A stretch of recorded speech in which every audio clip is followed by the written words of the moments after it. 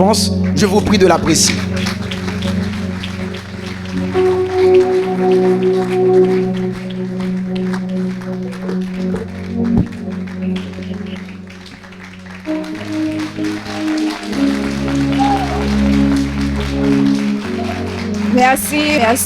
Merci pour la présentation. Dieu vous bénisse. Je rends grâce à Dieu pour l'opportunité qu'il m'a donnée ce matin pour être sa porte-parole. Je remercie aussi Pasteur Claude Noralus qui a fait choix de moi pour être la prédicatrice de cette chapelle. Et déjà, merci à vous tous qui vont écouter ce message. Le texte que nous allons considérer ce matin se trouve dans Jérémie chapitre 29, partant du verset 1er jusqu'au verset 11e. Mais comme la lecture était déjà faite, je vais plutôt vous donner la lecture dans le verset 10 et le verset 11e. Car voici ce que l'Éternel déclare. C'est seulement au bout des 70 années allouées à Babylone que j'interviendrai en votre faveur pour accomplir la promesse que Dieu vous a faite de vous faire revenir dans ce pays. Car moi, je connais les projets que j'ai conçus en votre faveur, déclare l'Éternel. Ce sont des projets de paix et non de malheur, afin de vous assurer un avenir plein d'espérance. Amen. Prions le Seigneur. Père, merci pour ta parole. Merci de m'avoir choisi comme l'ambassadrice de ton royaume sur cette terre. Je te demande de m'utiliser pour la gloire de ton nom et pour l'édification des enfants. Amen. Mes chers frères et sœurs, il est sans doute que chacun de vous qui est dans cette salle a l'habitude d'entendre parler en ce qui concerne les promesses de Dieu à travers la Bible. Ou peut-être que Dieu lui-même vous a promis quelque chose. Une chose, soit avec vous, soit pour vous ou pour votre famille.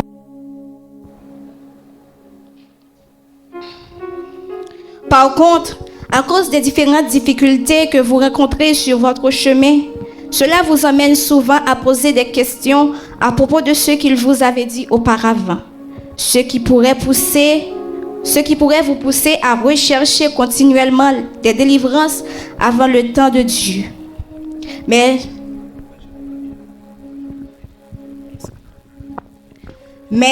cela ne veut pas dire que vous n'avez pas la foi en Dieu. Nous pouvons croire en Dieu, croire en son salut, croire dans ses promesses. Cependant, pour faire face à certaines situations, vous avez besoin d'une autre dimension de foi.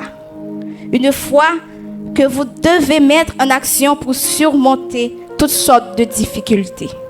Voilà pourquoi notre message pour vous est titré « La foi face aux promesses de Dieu ». La foi face aux promesses de Dieu, une foi qui nous donne la paix, même dans les moments les plus difficiles. Mes frères et sœurs, vous ne devez pas oublier que les promesses de Dieu font partie intégrante de l'alliance conclue entre Dieu et ses enfants. C'est-à-dire, on ne peut parler de promesse sans alliance, qui est une entente, un pacte, une union entre deux personnes. À travers la Bible, on trouve environ 7 alliances, dont 4 d'entre elles ont été établies en Dieu et la nation d'Israël. Une histoire qui avait commencé avec Abraham, un homme choisi par Dieu, à travers qui une nation prendra naissance, et promettant qu'il donnera à lui et sa postérité la terre promise. Mais comme c'était déjà annoncé, ce peuple allait passer 400 ans d'esclavage en Égypte. Et pour les délivrer, Dieu va utiliser Moïse afin de les conduire vers la terre promise. Avec Moïse au désert, les Hébreux ont reconnu la véritable identité de Dieu qui était différente des dieux païens.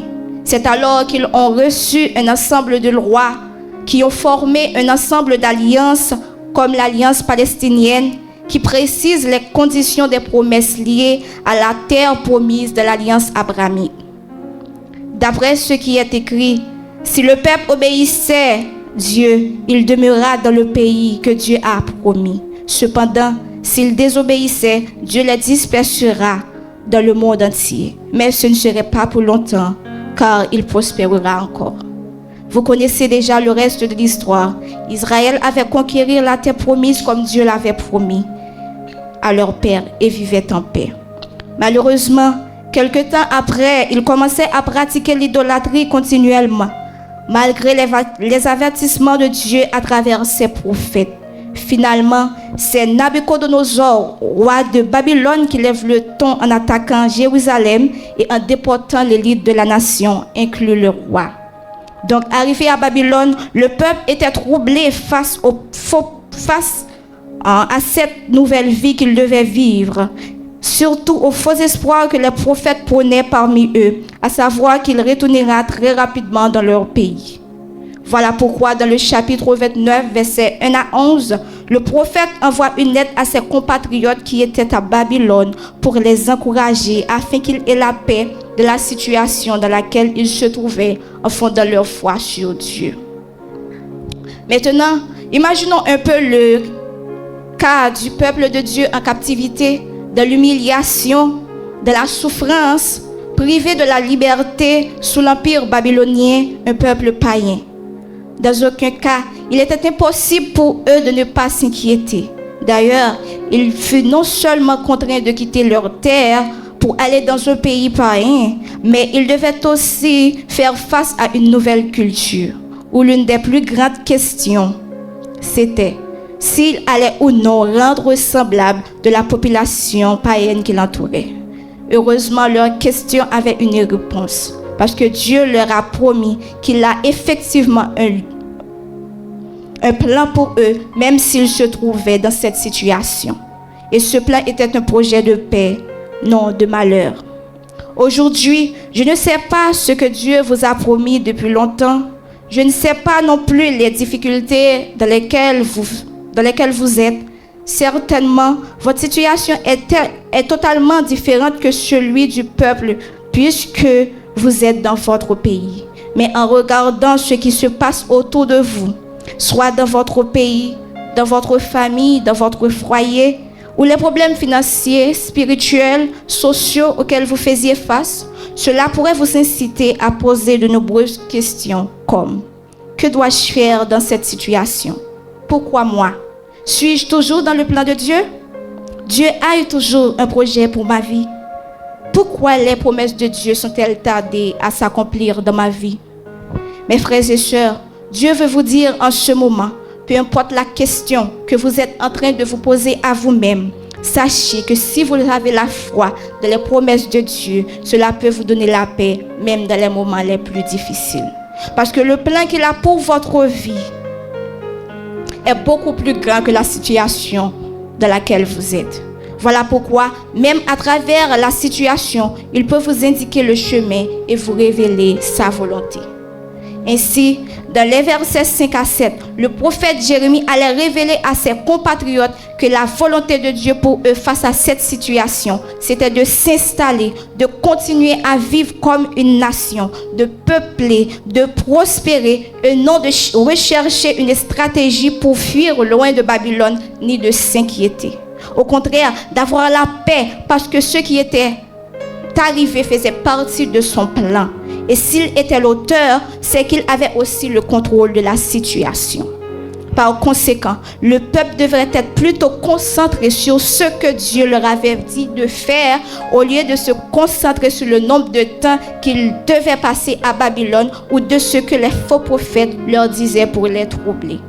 En ce moment, vous pouvez être en train de vous poser la même question qu'Israël. Qu'est-ce que Dieu me demande de faire face à cette situation? Dieu veut vous répondre de la même manière qu'il avait répondu à son peuple dans le verset 11. Car moi, je connais les projets que j'ai conçus en votre faveur, déclare l'Éternel. Ce sont des projets de paix, non de malheur, afin de vous assurer un avenir plein d'espérance. Ainsi donc, mes frères et sœurs, Dieu s'engage lui-même pour votre avenir et veille sur vous, quoi qu'il arrive. C'est pour cela, face à cette situation, ce que Dieu vous demande de faire, c'est de rester calme en obéissant à ce qu'il vous avait dit de faire, car il est fidèle à sa parole. Ce que sa bouche a dit, sa main l'accomplira. Mais parfois, vous êtes tellement concentrés sur les problèmes qu'ils vous entraînent souvent à oublier le mot de Dieu. Vous êtes si inquiets des fois qu'elle vous empêche de vivre dans le présent les promesses que Dieu va accomplir pour vous dans le futur. Certaines fois, vous dites même que toute chose concourt au bien de ceux qui aiment Dieu, tandis que face aux réalités, vos comportements vous contredisent. Dieu veut vous dire, les moments difficiles ne sont pas là pour détruire les personnes qui sont dans son plan, comme vous le pensiez. Ils sont là plutôt pour vous instruire, pour former vos caractères ou pour vous corriger quand vous commettez une erreur, car l'Éternel châtie celui qu'il aime et frappe de la verge tout ce qu'il connaît pour ses fils. De ce fait, ce qui est important à faire lorsque nous traversons une période difficile, ce n'est ni de laisser s'enfuir, ni de pleurer, de laisser Dieu ou d'insulter Dieu, mais de vivre sa paix. Une paix, même si vous n'arrivez pas à payer vos factures au temps convenable. Une paix, même si tout le monde vous a abandonné pour avoir répondu à l'appel de Dieu. Une paix, même si la maladie s'aggrave au lieu de s'améliorer. Une paix, même si vous êtes sous le toit de quelqu'un qui vous maltraite. Une paix, même si notre pays connaît de jour en jour de l'insécurité. Car votre foi est fondée sur la parole même de Dieu et non sur les mauvaises circonstances de cette vie. Donc, peu importe les temps ou les circonstances, il ne peut affecter les projets que Dieu a pour vous. C'est pourquoi cette paix, mes frères et sœurs, que nous vous parlons est très différente que celui dont le monde utilise quand ils ont de l'argent, des richesses ou quand tout va bien pour eux. C'est plutôt un sentiment de paix profond que nous ressentons à l'intérieur de nous, même quand tout va mal. Ainsi, le mot hébreu qu'on utilise pour la traduire est shalom, pour désigner une situation de bien-être, de calme, de prospérité et de sécurité. C'est pour cela que les Juifs la considèrent comme une bénédiction, une manifestation de la grâce divine. Dans ce même contexte, Jésus avait dit à ses disciples, « Je pars, mais je vous laisse ma paix. C'est ma paix que je vous donne. Je ne vous la donne pas comme le monde la donne. C'est pourquoi ne soyez pas troublés et n'ayez aucune crainte en votre cœur. » Maintenant, face à cette situation, face à cette promesse, les disciples n'avaient-ils pas été soufferts? Bien sûr que oui. D'ailleurs, ils ont été persécutés, décapités par les Romains. Cependant, ils ont gardé leur foi en Dieu, car ils savaient que cette promesse ne dépendait pas de ce qui se passait autour d'eux, mais de ce qui était en eux. La paix de Dieu, une paix qui est manifestée même devant la mort. Donc, la paix de Dieu dans notre vie est la preuve qui nous montre qu'il est avec nous et nous sommes dans son plan. Ainsi, même si le peuple devrait passer 70 ans à Babylone, puisque Dieu était avec eux, ils devaient garder leur paix et vivaient dans la paix. Voilà pourquoi, pendant leur séjour, ils devaient travailler et prier pour le bien du pays où ils étaient. De même pour vous aujourd'hui, en attendant l'accomplissement des promesses de Dieu dans votre vie, que ce soit pour 6 mois, 1 an, 5 ans, ou même plus. Vous devez travailler pour apaiser les situations conflictuelles qui peuvent se produire autour de vous. Des fois, vous pensiez que les situations que vous êtes en train de traverser est la cause de quelqu'un d'autre. Ce qui produit en vous parfois de la haine pour cette personne. Et oublie que Dieu a le contrôle de tout. Observons un peu la vie de Joseph.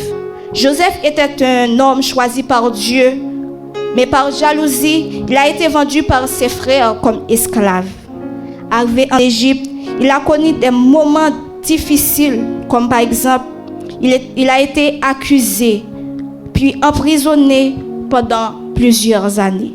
Mais malgré tout ce qu'il était en train de subir, la Bible nous dit que Dieu était avec lui et sa prospérité l'accompagnerait parce qu'il était dans son plan. Voilà pourquoi, pendant qu'il était dans ce pays étranger comme esclave, il a travaillé pour le bien de ce pays jusqu'à ce que la promesse de Dieu fût accomplie dans sa vie. Ce qui est le plus important dans l'histoire, c'est que Joseph n'avait jamais eu de la haine pour ses frères. Au contraire, il était comme un sauveur pour eux et pour sa famille, parce qu'il savait que tout ce qui était arrivé n'était rien d'autre que le plan de Dieu pour sa vie. Ainsi, qu'est-ce que Dieu vous demande de faire à travers cette situation difficile? De s'enfuir? De faire ce que les autres disent de faire ou ce que Dieu vous dit de faire? De charger votre situation sur quelqu'un d'autre ou de vivre selon le plan de Dieu? D'ailleurs, aucun passage de la Bible n'affirme que nous n'aurions pas à faire face à des difficultés dans ce monde. Mais Dieu nous a promis que même si nous traversons les eaux, il sera avec nous. Et les fleuves ne nous submergeront point. Si nous marchons dans le feu, nous ne brûlerons pas. Et la flamme ne nous embrasseront pas. C'est pourquoi l'apôtre Paul a écrit « Je puis tout par celui qui me fortifie ». Ce qui nous affirme en tant qu'enfants de Dieu, nous pouvons trouver de la force dont nous avons besoin pour affronter les défis et les épreuves de cette vie si nous avons la foi dans les promesses de Dieu. Pour finir, j'aimerais vous poser cette question. Aimeriez-vous avoir de la paix face aux moments difficiles? Si vous voulez avoir de la paix dans les moments difficiles, croyez aux promesses de Dieu, mes frères et sœurs. Même si votre compte de Populi est bloqué, même si on vous critique, même si la situation dont vous faisiez face devient plus difficile de jour en jour. Dans le verset 11, Dieu avait fait une promesse à Israël que nous, aujourd'hui, nous bénéficions. Une promesse dans laquelle nous trouvons la paix et l'espérance par la foi en Jésus-Christ. Une paix intérieure qui nous donne l'espoir qu'un jour, toutes les souffrances finiront pour toujours. Car le Messie nous dirige ultimement au-delà du monde présent, vers les nouveaux cieux et la nouvelle terre. Donc, en pensant à cette grande promesse, nous espérons que toutes nos souffrances finiront un jour. La foi face aux promesses de Dieu, une foi qui nous donne la paix, même dans les moments les plus difficiles. Qu'il en soit ainsi.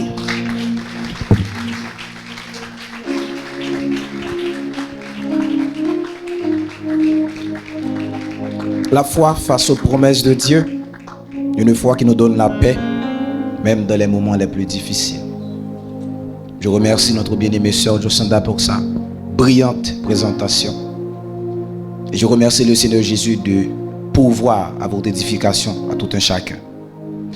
Et je présente mes excuses également à la sœur qui devrait procéder à la prière finale.